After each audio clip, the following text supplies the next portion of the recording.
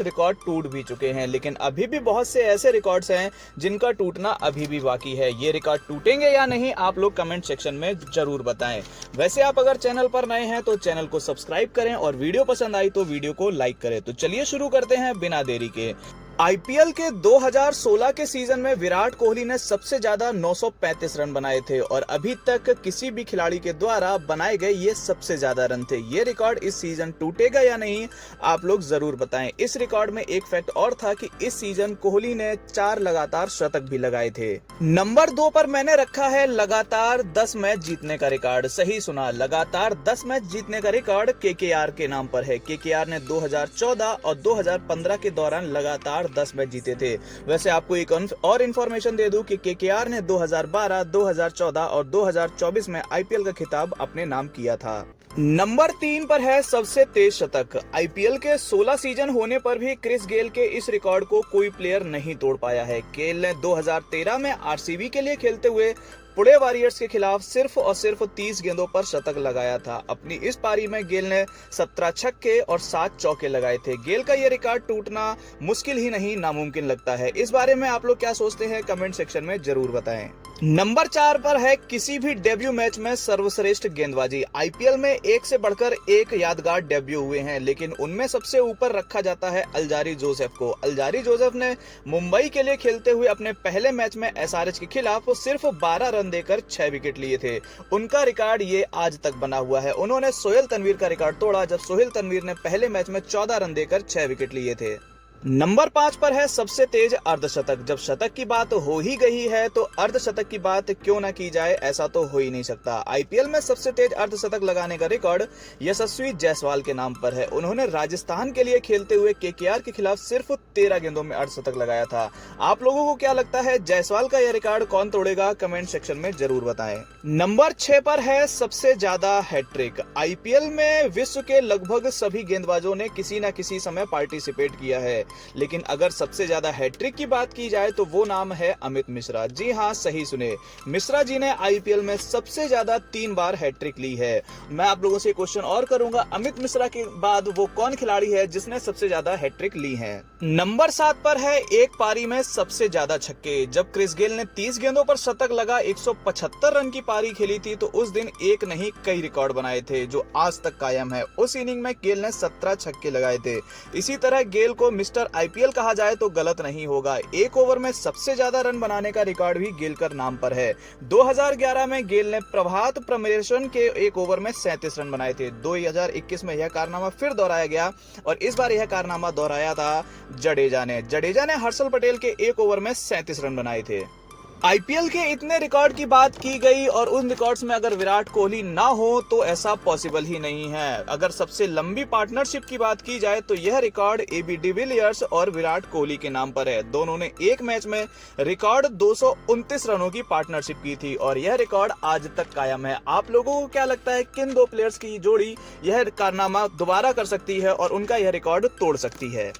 IPL के records में चौकों की बात हो गई, छक्कों की बात हो गई, शतक की बात हो गई, अर्धशतक की बात हो गई, पार्टनरशिप की बात हो गई, हैट्रिक की बात हो गई। लेकिन अगर बात करी जाए कि एक इनिंग में सबसे ज्यादा रन कब बने तो वो बनाए थे एसआरएच ने और ये कारनामा अभी ही पिछले साल 2024 में हुआ जब उन्होंने 20 ओवर में 287 रनों का रिकॉर्ड बनाया था। और इस बार हम लोगों को सभी को उम्मीद थी कि इस बार 300 पार जरूर होगा, लेकिन अभी तक ऐसा पॉसिबल ना हो पाया है। आप लोगों को क्या लगता है कि क्या 300 पार होगा या नहीं, कमेंट सेक्शन में जरूर। आईपीएल का match number 43 Chennai versus Hyderabad. Bottom की 2 टीमों के बीच था मुकाबला। पर्सनली बताऊं तो कोई पर्सनल इंटरेस्ट नहीं था मैच के लिए क्योंकि दोनों ही टीमें इस समय बॉटम पर हैं, लेकिन कहीं ना कहीं टॉप 4 में होना बिलोंग करती थी। जहां एक टीम के पास विश्व स्तरीय बल्लेबाज थे तो वहीं दूसरी टीम के पास था विश्व स्तरीय अनुभव। मैच की अपडेट से पहले थोड़ा दोनों टीमों की बात कर ली जाए। पहले बात करते हैं सीएसके की। पूरे आईपीएल के इतिहास में पहली बार ऐसा मौका था कि चेन्नई ने अपने 27 प्लेयर्स में से 21 प्लेयर्स को खेलने का मौका दिया। अदरवाइज सीएसके हमेशा एक ही प्लेइंग 11 से खेलना पसंद करती थी, फिर चाहे रिजल्ट कुछ भी हो। सीएसके ने इस बार हर वो कोशिश की जो रिजल्ट को चेंज कर सके, चाहे फिर फॉरेनर प्लेयर्स पर खेला गया दांव हो या फिर इंडियन प्लेयर्स पर। Sachin Ravindra, Devon Conway, Sam Curran, Jamie Overton सभी को मौके मिले लेकिन कोई भी मौके को भुना ना पाया। वहीं गेंदबाजी में भी खलील के अलावा सभी ने निराश किया। और अब बात करते हैं एसआरएच की।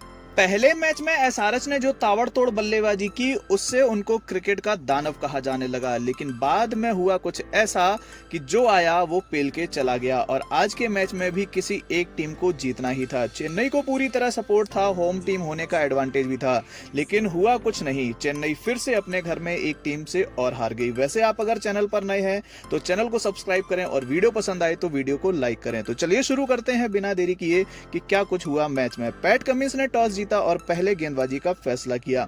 इस मैच में सीएसके ने एक बार फिर एक्सपेरिमेंट किया। शेख रशीद और आयुष मात्रे को ओपनिंग पर भेजा। गेंदबाजी का जिम्मा मोहम्मद शमी के पास था। पिछले 1-2 मैच में शेख रशीद ने कुछ अच्छे शॉट खेले थे, लेकिन इस मैच में पहली ही गेंद पर गच्चा खा गए। मोहम्मद शमी के ओवर की पहली ही गेंद आउट स्विंग थी। शेख रशीद को बिल्कुल ना समझ आई और एज लेकर पहली स्लिप में खड़े अभिषेक शर्मा के हाथ में चली गई।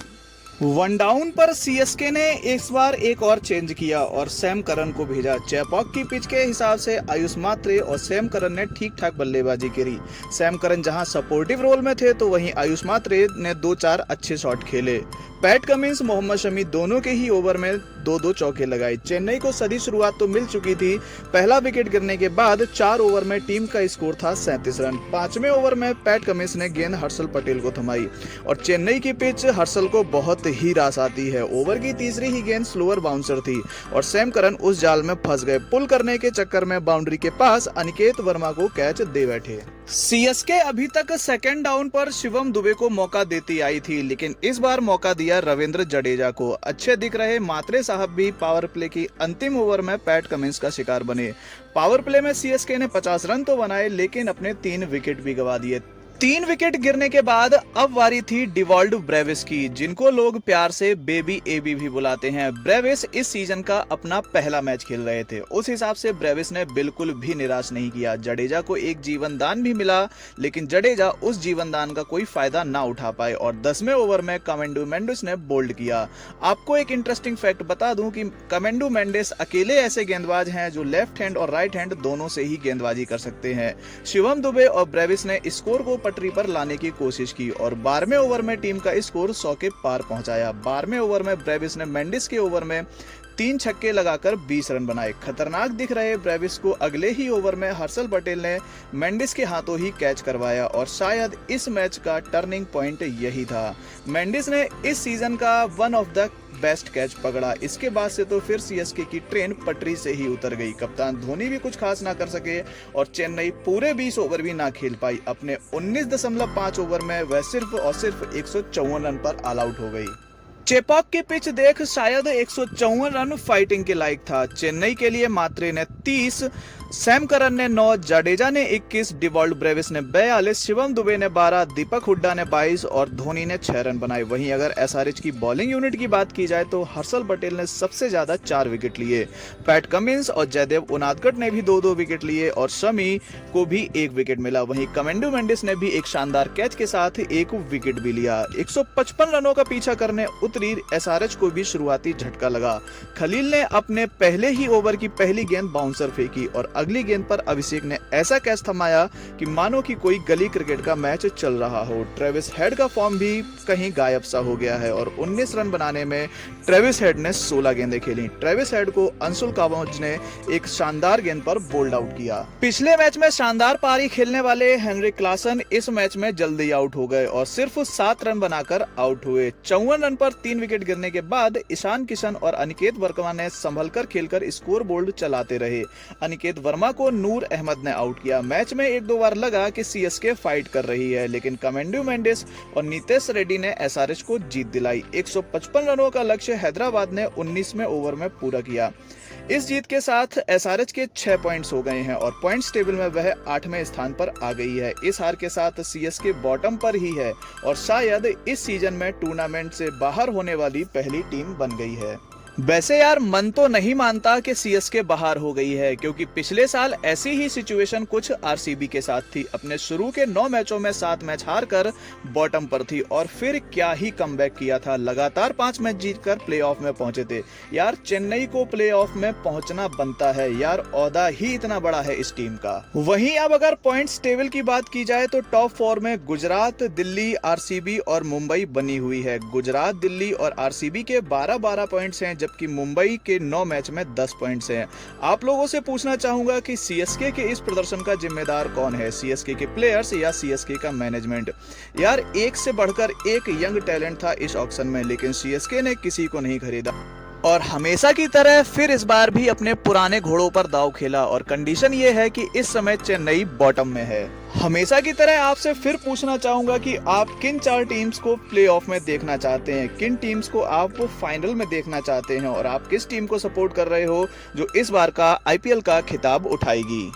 क्या धोनी की टीम आरसीबी की तरह कमबैक करेगी या फिर बॉटम में ही रहेगी? बहुत से ऐसे क्वेश्चन हैं जो इस बार सीएसके की टीम मैनेजमेंट से बनते हैं कि क्यों किसी यंग टैलेंट पर इतना ध्यान नहीं दिया गया, क्यों अपने पुराने खिलाड़ियों पर ही इतना भरोसा जताया गया। क्या धोनी की कप्तानी में अभी भी वही पैनापन है जो कुछ समय पहले तक हमको दिखाई देता था? क्या सीएसके इस बार प्लेऑफ में पहुंचेगी? आप लोग इन सब के बारे में क्या सोचते हैं, कमेंट सेक्शन में जरूर बताएं। तो चलिए जल्दी ही मिलते हैं एक नए मैच की अपडेट के साथ। और हाँ, वीडियो पसंद आए तो वीडियो को लाइक करें और अगर आप चैनल पर नए हैं तो चैनल को सब्सक्राइब करें।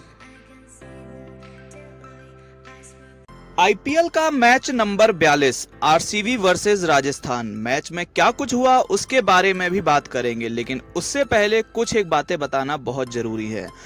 आरसीबी ने अपने घर में 3 मैच हारने के बाद घर में धमाकेदार जीत हासिल की और अब मैं बिल्कुल नहीं कहूंगा कि घर के शेर घर में ढेर। सारे सवालिया निशान पर फुल स्टॉप। अब जब सवालिया निशान की बात की है तो भला राजस्थान से सवाल जरूर बनता है कि आखिर ऐसा क्या हो रहा है कि लास्ट में आके इस तरह चोक कर जाते हो कि आंखों को भरोसा ही नहीं होता। पूरे के पूरी सोशल मीडिया पर अब ये सवाल उठने लगे हैं कि क्या राजस्थान फिर से फिक्सिंग में तो शामिल नहीं है? नहीं तो भला ऐसे कैसे पॉसिबल है कि हर बार लास्ट में जाके कुछ ऐसा होता है कि हाथ से जीता मैच निकल जाता है। वैसे राजस्थान का फिक्सिंग से बहुत पुराना नाता है। खैर अब फिक्सिंग हो रही है या नहीं समय ही बताएगा। वैसे आप अगर चैनल पर नए हैं तो चैनल को सब्सक्राइब करें और वीडियो पसंद आए तो वीडियो को लाइक करें। तो चलिए शुरू करते हैं बिना देरी किए कि क्या कुछ हुआ इस मैच में। इस मैच में राजस्थान की बागडोर फिर से रेयान पराग के हाथ में थी। भाई के लिए इतना ही बोलूंगा कि अग्रेशन हो तो कोहली जैसा, हिटिंग हो तो रोहित जैसी, कॉन्फिडेंस हो तो माही जैसा, लेकिन रिजल्ट सिर्फ 0। खैर जो भी हो क्या ही करना। ओपनिंग पर हमेशा की तरह कोहली और फिल सॉल्ट थे। अक्सर हमको फिल सॉल्ट का अग्रेशन दिखाई देता है और कोहली सपोर्टिव रोल में होते हैं, लेकिन इस मैच में जस्ट उल्टा था। आज सपोर्टिव रोल में थे सॉल्ट और अग्रेशन मूड में थे कोहली। वैसे सच बताऊं तो कोहली पर अग्रेशन ही अच्छा लगता है। आप लोग इस बात से कितना सहमत हैं कमेंट सेक्शन में जरूर बताएं। जोफ्रा आर्चर ने अपने पहले ही ओवर में 11 रन दिए, जिसमें एक बाउंड्री के साथ 5 रन वाइड के भी थे।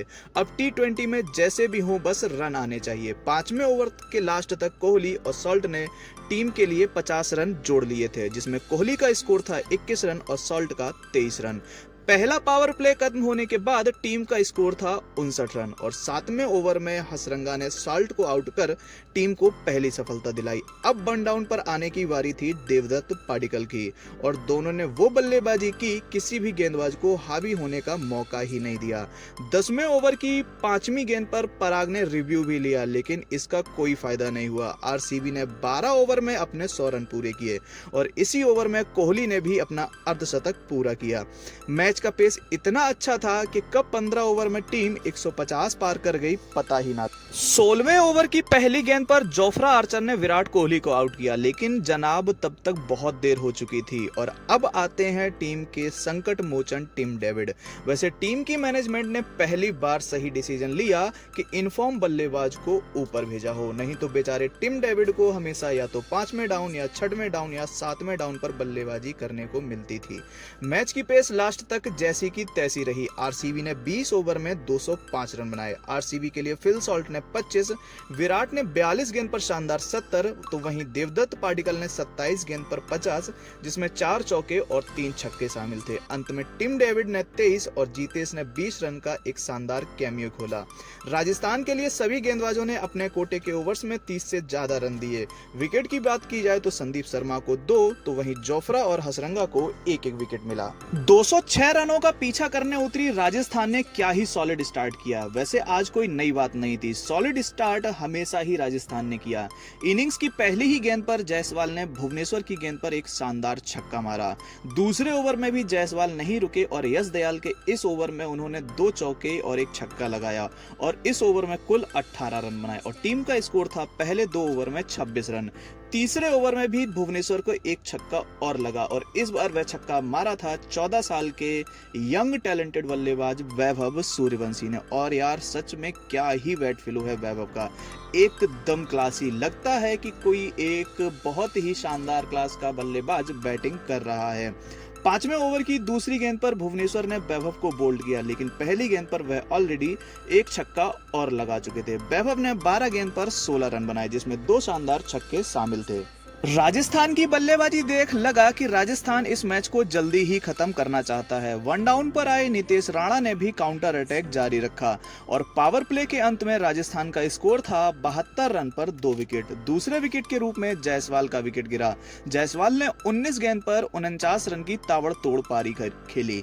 9वें ओवर के अंत में राजस्थान ने 110 रन बना लिए थे और मैच जीतने के लिए फेवरेट थे। तभी 10वें ओवर की पहली गेंद पर कुणाल पांड्या ने रेयान पराग को आउट किया। बस यहीं से मैच दूसरे करवट बैठ गया। ध्रुव जुरेल और नितेश राणा ने बल्लेबाजी तो की, लेकिन वो पेस ना मिली। 14वें ओवर में नितेश राणा भी आउट हो गए। लास्ट के 4 ओवर में राजस्थान को जीत के लिए 46 रनों की जरूरत थी।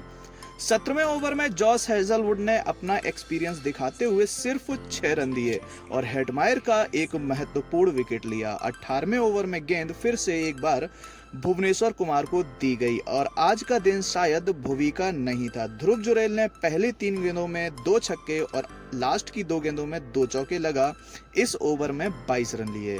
और अब सिनेरियो कुछ इस तरह का था कि 2 ओवर में राजस्थान को चाहिए थे सिर्फ 18 रन और उनके पास हाथ में थे 5 विकेट। या यूं कहें कि इसी को कहते हैं एक्सपीरियंस, या यूं कहें कि आज का दिन जॉस हेजलवुड का था। 19वें ओवर की तीसरी और चौथी गेंद पर हेजलवुड ने खतरनाक दिख रहे ध्रुव जुरेल और जोफ्रा आर्चर को आउट किया। जोफ्रा आर्चर ने इस ओवर में ना सिर्फ 2 विकेट लिए बल्कि सिर्फ और सिर्फ 1 रन दिया। अब लास्ट ओवर में डिफेंड करने के लिए 17 रन थे आरसीबी के पास। यश दयाल ने ओवर की पहली ही गेंद पर राजस्थान की एकमात्र उम्मीद शुभम दुबे को भी आउट किया और आरसीबी ने अंत में मैच अपने हाथ में किया। जॉस हेजलवुड ने 4 ओवर में 33 रन देकर 4 विकेट लिए। इसी के साथ वो प्रसिद्ध कृष्णा के साथ लीडिंग विकेट टेकर की लिस्ट में पहले नंबर पर आ गए हैं। एक फैक्ट और बता दूं कि जॉस हेजलवुड ने अब तक सबसे ज्यादा डॉट बॉल फेंकी है इस आईपीएल में। भुवनेश्वर ने अपने 4 ओवर में 50 रन दिए। इतने रन इससे पहले उन्होंने कब दिए थे शायद ही हमें या किसी को याद हो। कुणाल पांड्या ने भी इस मैच में 2 महत्वपूर्ण विकेट लिए और आरसीबी इस मैच में जीत के साथ फिर से टेबल में तीसरे स्थान पर आ गई है और मुंबई फिर से चौथे स्थान पर पहुंच गई है। इस मैच में एक फैक्ट और बाकी है, वो ये कि किंग कोहली ऑरेंज कैप की होड़ में दूसरे नंबर पर आ गए हैं। एक क्रिकेट फैंस के नाते मैं यही चाहूंगा कि आरसीबी यार इस बार प्लेऑफ में जरूर पहुंचे और सिर्फ ना प्लेऑफ में पहुंचे बल्कि इस बार यार ट्रॉफी भी उठाए, क्योंकि जिस हिसाब से आरसीबी खेल रही है उसको तो देख के यही लगता है कि इस बार की ट्रॉफी इनके ही नाम पर है। वहीं अगर राजस्थान की बात की जाए तो यार देखकर बहुत बुरा लगता है कि यंग लड़कों से भरी हुई इस टीम में अथाह टैलेंट है, लेकिन जिस हिसाब से वो चोक कर जाते हैं वह आश्चर्यजनक है। वैसे राजस्थान की हार और आरसीबी की जीत में किसका महत्वपूर्ण योगदान था, आप लोग कमेंट सेक्शन में जरूर बताएं। आईपीएल का आधे से ज्यादा सीजन भी खत्म हो गया है और टीमों की ऊपर पहुंचने की होड़ लगातार मची हुई है। तो कुछ टीमें बिल्कुल बॉटम में जा चुकी हैं। हम बात कर रहे हैं सीएसके की, अब वह शायद ही प्लेऑफ में पहुंचे। लेकिन आप लोगों से मैं पूछना चाहूंगा कि आप किन 4 टीमों को प्लेऑफ में देखना चाहते हैं और किन टीम को आप फाइनल में खेलते हुए देखना चाहते हैं। और एक लास्ट क्वेश्चन और कि आप किस टीम को चाहते हैं कि वह इस बार का आईपीएल का कप उठाए। तो चलिए जल्दी ही मिलते हैं सीएसके और हैदराबाद के मैच की अपडेट के साथ। So take care, bye bye. और हाँ, अगर वीडियो पसंद आई हो तो वीडियो को लाइक जरूर करें और चैनल पर नए हो तो चैनल को सब्सक्राइब करें। हेलो फ्रेंड्स, तो कैसे हैं आप सब लोग। आज ना तो किसी मैच की अपडेट लाया हूं, ना ही किसी मैच के बारे में बात होगी, ना ही किसी पर्टिकुलर प्लेयर की बात होगी। आज मैं कुछ खास लेकर आया हूं, या यूं कहें कि आज मैं आपके लिए लाया हूं आईपीएल का रिवाइंड। हिंदी में ऐसे समझो कि अभी तक आईपीएल के लगभग 40 मैच हो चुके हैं। इस आईपीएल के सीजन में क्या कुछ अच्छा हुआ, क्या खराब हुआ, सारी बातें होंगी। वैसे आप अगर चैनल पर नए हैं तो चैनल को सब्सक्राइब करें और यार वीडियो पसंद आए तो वीडियो को लाइक करें। तो चलिए शुरू करते हैं। आईपीएल के ऑक्शन से ही उठापटक स्टार्ट हो गई थी। विदेशी प्लेयर्स के साथ साथ बड़े बड़े इंडियन खिलाड़ी भी ऑक्शन की होड़ में थे। टीमों ने अपने ऐसे प्लेयर्स को रिटेन नहीं किया जिनके बल पर टीम ने खिताब जीता था। केकेआर ने श्रेयस अय्यर को रिटेन नहीं किया, दिल्ली ने ऋषभ को रिटेन नहीं किया और संजीव गोयनका से बहस के बाद से ही लोकेश राहुल लखनऊ में नहीं होंगे, यह हम सबको पता था। और ऑक्शन में हुआ भी ऐसा ही। श्रेयस को पंजाब का सहारा मिला तो वहीं ऋषभ पर लखनऊ ने दाव खेला। लोकेश राहुल का हाथ दिल्ली ने थामा। विदेशी प्लेयर्स में भी कुछ एक रिटेन समझ से परे थे। फिल सॉल्ट को केकेआर ने रिटेन नहीं किया। आरसीबी को एक दमदार ओपनर की जरूरत थी तो वह सीधा फिल सॉल्ट को ले आए। ऑक्शन में इंग्लैंड के धाकड़ बल्लेबाज हैरी ब्रुक भी बिके, लेकिन बाद में उन्होंने अपना नाम वापस ले लिया। और फिर क्या था, उन पर 2 साल का बैन लग गया। ऑक्शन में प्लेयर्स पर जमकर पैसा बहाया गया। इस आईपीएल में ऐसा कुछ हुआ जो पहले कभी ना हुआ था। 14 साल के वैभव रघुवंशी भी आईपीएल के ऑक्शन में शामिल हुए और उनको सहारा मिला राजस्थान रॉयल्स का। ऑक्शन के बाद अब बारी थी टीमों के कप्तान सेलेक्ट की कि आखिर टीमों का कप्तान कौन होगा। इनमें खास नजरें केकेआर, पंजाब, गुजरात और दिल्ली पर थी। श्रेयस के जाने के बाद केकेआर ने अपना कप्तान अजिंक्य रहाणे को बनाया। रहाणे का नाम सुन मैं क्या सभी लोग सरप्राइज थे। पंजाब ने श्रेयस पर जमकर पैसा लगाया तो ये श्योर था कि पंजाब का जिम्मा श्रेयस के हाथ में होगा। गुजरात से पांड्या के जाने के बाद टीम की बागडोर इंडियन बल्लेबाज शुभमन गिल को मिली। दिल्ली के पास इस बार केएल राहुल तो थे, लेकिन दिल्ली मैनेजमेंट ने सभी को हैरान तब कर दिया जब टीम का कप्तान राहुल के बजाय अक्षर पटेल को बनाया गया। तो अब टीमों के कप्तान भी डिसाइड हो चुके थे। 10 टीमों के कप्तानों में सिर्फ एक ओवरसीज कप्तान थे, वो है पैट कमिंस। आईपीएल के मिड में एक जबरदस्त ट्विस्ट और आया जब सीएसके के कप्तान ऋतुराज गायकवाड़ चोटिल होने के बाद आईपीएल से बाहर हो गए और सीएसके की कप्तानी की जिम्मेदारी एक बार फिर से महेंद्र सिंह धोनी के हाथों में थी। और अब बारी थी बैटल की। एसआरएच और राजस्थान के बीच पहला डबल हेडर खेला गया और इस मैच में एसआरएच ने 20 ओवर में 286 रन बना दिए। ईशान किशन ने इस मैच में शानदार शतक लगाया। इस मैच में जोफ्रा आर्चर ने 4 ओवर में सबसे ज्यादा रन दिए। उन्होंने अपने इस स्पेल में 75 रन दिए। इस मैच के बाद से तो ये संकेत मिल गए थे कि इस बार बहुत कुछ होने वाला है। आईपीएल में बहुत से नए रिकॉर्ड्स भी बनेंगे और बहुत से रिकॉर्ड्स टूटेंगे भी। आईपीएल के नियमों में भी इस बार बदलाव देखने को मिला। टीमें सेकेंड इनिंग में अगर ड्यू आती है तो 11वें ओवर के बाद वो गेंद को चेंज कर सकते हैं। वही टीमों को अब सलाइवा का यूज करने का भी जिम्मेदारी मिल गई थी। एसआरएच ने जिस हिसाब से बल्लेबाजी की उस हिसाब से उनको सोशल मीडिया पर क्रिकेट का दानव कहा जाने लगा और इस बार ऐसा लगा कि इस बार 300 पार जरूर होगा, लेकिन अभी तक ऐसा पॉसिबल ना हो पाया है। आईपीएल में इस बार ऐसा कुछ हुआ जो पहले कभी ना हुआ था। आईपीएल के इतिहास में पहली बार आरसीबी ने चेन्नई को चेपॉक में हराया। आरसीबी ने लास्ट 2008 में ऐसा किया था। या यूं कहें कि आरसीबी को चेन्नई में हराने के लिए 16 साल लग गए। हमेशा की तरह मुंबई ने एक बार फिर खराब शुरुआत की और बताते हैं कि मुंबई पिछले 10 सालों से अपना पहला मैच कभी नहीं जीती है। चेन्नई के लिए यह सीजन अभी तक इतना खराब है कि पहले तो आरसीबी ने घर में हराया, फिर दिल्ली ने 10 साल बाद सीएसके को चेपॉक में हराया। सीएसके लगातार 3 मैच अपने घर में हार चुकी है। सीएसके ही नहीं, आरसीबी को भी अपने घर में लगातार 3 मैच गंवाने पड़े हैं। एसआरएच ने पहले मैच में इतनी ताबड़तोड़ बल्लेबाजी की तो वहीं अगले 3 मैच वह भी हार जाती है। श्रेयस को पंजाब टीम की कमान मिलने के बाद से गजब ही चेंजमेंट देखने को मिला। पहले तो केकेआर के खिलाफ इस सीजन का लोएस्ट टोटल डिफेंड किया, तो वहीं 246 रनों का चेज भी करवा दिया, वो भी एसआरएच के खिलाफ। इस मैच में अभिषेक शर्मा ने ताबड़तोड़ शतक लगाया। अभिषेक शर्मा, ईशान किशन के बाद बारी थी एक और इंडियन बल्लेबाज की जिसने सभी का दिल जीता, और वो थे प्रियांश आर्या। प्रियांश की बल्लेबाजी ऐसी लगती है कि मानो किसी मैच की हाइलाइट्स देख रहे हो। कम उम्र के लड़कों को क्रिकेटर कैसे बनाया जाता है, कोई मुंबई से सीखे। इस बार भी अश्विनी कुमार और दिग्वेश पुथुर जैसे गेंदबाज आईपीएल की खोज रहे हैं। एक तरफ जहां नए नए लड़कों का टैलेंट देखने को मिला, तो वहीं पुराने दिग्गज बिल्कुल फेल नजर आए। शुरुआत करते हैं महेंद्र सिंह धोनी से। खैर, उनकी एज भी 43 की है, तो ऐसे में उम्मीद करना गलत होगा, लेकिन नाम ही इतना बड़ा है कि उम्मीद लग ही जाती है। ऋतुराज के चोटिल होने के बाद धोनी को कप्तानी मिली, लेकिन सीएसके अभी भी टेबल में बॉटम पर है। दूसरे नंबर पर आते हैं ऋषभ पंत। इनका भी सीजन अभी तक कुछ खास नहीं रहा है, ना ही बल्लेबाजी में कोई चमक देखने को मिली, ना ही कप्तानी पर। 3 नंबर पर मैंने रखा है नितेश रेड्डी को। ऑस्ट्रेलिया के खिलाफ हुई सीरीज में लड़के को बहुत हाइप मिली थी, लेकिन उसका जलवा 1% भी इस आईपीएल में देखने को नहीं मिला है। नीतेश ने एसआरएच के लिए अभी तक लगातार नंबर 4 पर बल्लेबाजी की, लेकिन कोई खास कमाल ना दिखा पाए हैं। इसी लिस्ट में केकेआर के वेंकटेश अय्यर को भी शामिल कर सकते हैं। उन पर भी केकेआर ने जमकर पैसा बहाया, लेकिन पैसे के मुताबिक अभी तक उनको परफॉर्मेंस ना दे पाए हैं। इंडियन प्लेयर ही नहीं, विदेशी खिलाड़ी भी कम नहीं है, जिन पर देखकर लगता है कि टीम मैनेजमेंट जरूर सोचते होंगे कि क्यों लिया इनको टीम में। मैंने इस लिस्ट में नंबर 1 पर रखा है ग्लेन मैक्सवेल को। इस धुआंधार बल्लेबाज के लिए ये सीजन अभी तक का सबसे खराब सीजन रहा है। ग्लेन मैक्सवेल पर पंजाब टीम ने बेझिझक पैसा बहाया, और लगभग वह इस पर अब तक बोझ बने हुए हैं। ना ही बल्लेबाजी ना ही गेंदबाजी में कोई जलवा देखने को मिला है। खैर, अभी तक आईपीएल का आधा सीजन ही हुआ है, और क्रिकेट को अनिश्चितताओं का खेल कहते हैं। जीरो से हीरो बनते देर नहीं लगती।